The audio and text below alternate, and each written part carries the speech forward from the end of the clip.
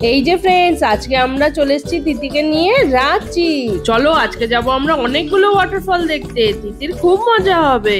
তো ফ্রেন্ডস, ফার্স্টে তোমাদেরকে দেখিয়ে দিই এখানে কতগুলো ফিশ আছে।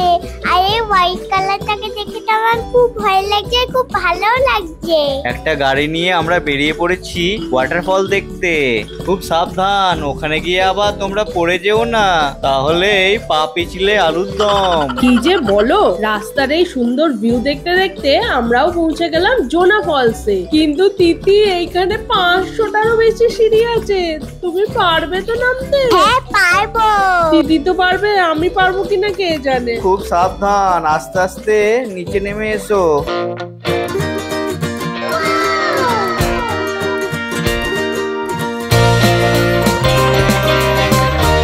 এতগুলো সিঁড়ি নেমে আমরা চলে এসেছি জোনা ফলস এর কাছে। আর এখান থেকে ভিউটা দেখো, কি অপরূপ সৌন্দর্য। বর্ষায় এখন প্রচুর জল, তাই এই ফলসটা দেখতে দারুণ লাগে। এতগুলো সিঁড়ি নেমে যে এলাম, সেটা যেন একদম সার্থক। এরপর আমরা চলে এসেছি আরেকটা ফলসে, এটা হলো সীতা ফলস। এখানেও প্রায় 250-রও বেশি সিঁড়ি আছে। চলো আস্তে আস্তে নিচে নেমে পড়ি। দিদি দেখো, পৌঁছে গেছি। এখান থেকে ঝর্ণাটা কি সুন্দর লাগছে বলো। হ্যাঁ মাম্মা, খুব ভালো। আবার এখানে আমার একটা সাবস্ক্রাইবার বন্ধুর সঙ্গেও দেখা হয়ে গেল। এরপর আমরা চলে এসেছি হুন্ডরু ওয়াটারফলসে। আর এটা হলো ভারতের হাইয়েস্ট ওয়াটারফল। নেক্সট আমরা চলে এসেছি গেতালসুদ ড্যাম। এখানে দেখো আবার বোটিং এরও ব্যবস্থা আছে। এখান থেকে ভিউটা এত সুন্দর লাগছে, কিন্তু দুঃখের বিষয় বৃষ্টিটাকে এখনই আসতে হলো, তাই আর আমাদের বোটে চাপা হলো না। পড়ছে বৃষ্টি। রাঁচির সেকেন্ড ডেতে সবার ফার্স্টে আমরা চলে এসেছি জগন্নাথ ঠাকুরের মন্দিরে। চলো জগন্নাথ ঠাকুরের দর্শন করে আসি। ভেতরে দেখো মন্দিরটা কত বড় আর কি সুন্দর। আমাদের দর্শন করা হয়ে গেছে। চলো এবারে আমরা যাই আমাদের নেক্সট ডেস্টিনেশনে। এবারে আমরা চলে এসেছি সূর্য মন্দিরে। চলো এখানেও দর্শন করে আসি। সূর্য মন্দিরে আসতে না আসতে কি রোদ উঠেছে মাম্মা। এই যে এবার আমরা চলে এসেছি দশম ফলসে। আর এখানেও দেখো বর্ষার জন্য কত জল, কি সুন্দর লাগছে ভিউটা। হ্যাঁ সত্যি। এবারে আমরা চলে এসেছি পাতরাতু ভ্যালি। এখান থেকে চারিদিকের ভিউ আর রাস্তাগুলো কি সুন্দর লাগছে। নেক্সট আমরা চলে এসেছি পাতরাতু লেক। কি জানো, এখানে বাচ্চাদের জন্য একটা সুন্দর পার্কও আছে। তাহলে তো অনেক মজা, জলদি চলো। এখানে লেকে বোটিং এরও ব্যবস্থা আছে। আর লেকের ধারে অনেক দোকানপাটও বসেছে। বোটে চেপে লাভ নেই বাবা, আমি যাই কিডস পার্কে খেলা করতে। এটা তো আমার সব থেকে ফেভারিট কাজ। হ্যাঁ, এই বাচ্চাদের পার্কটা দেখে ওর এমন খেলার নেশা যে ও আর বোটেও চাপতে চাইলো না। বাবা কত উঁচু, আমি কি এখান থেকে নামতে পারবো?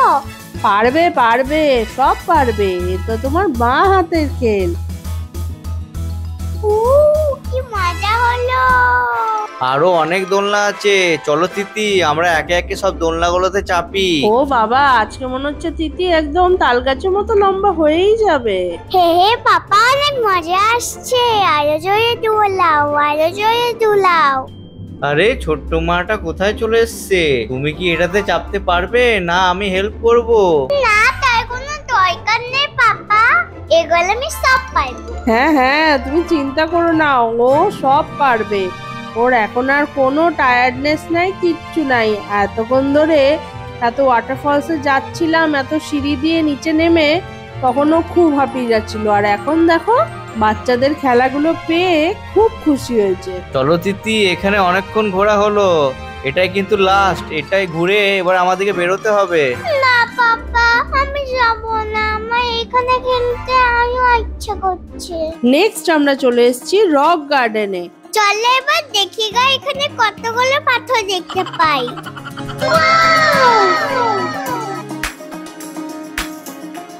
সারাদিন ঘোরাঘুরি করে যে ক্লান্ত ছিলাম, এখানে এসে মনে হচ্ছে সব ক্লান্তি দূর হয়ে গেছে। বিকেল বেলাতে এখানে বসে সময় কাটানোর জন্য একদম পারফেক্ট জায়গা। এখানে আবার একটা ঝুলন্ত ব্রিজ রয়েছে, তিতি তুমি এখানে লাফিও না, পড়ে যাবো তো।